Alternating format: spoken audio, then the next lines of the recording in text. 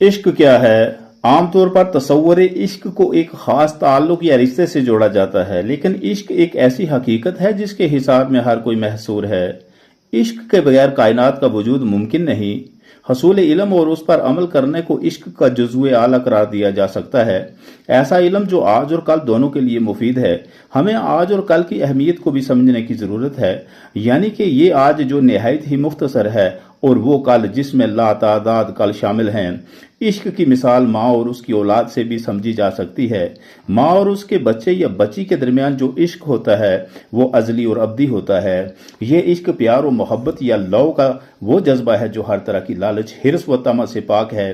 कई साल पहले मैंने इश्क के उन्वान पर एक नज़म लिखी थी, जिसका लिंक इस वीडियो की डिस्क्रिप्शन में दिया गया है और जिसका मतलब है: इश्क शोला, इश्क शबनम, इश्क तश्त आज बाम है, इश्क हासिल, इश्क मकसद, इश्क अमृत जाम है।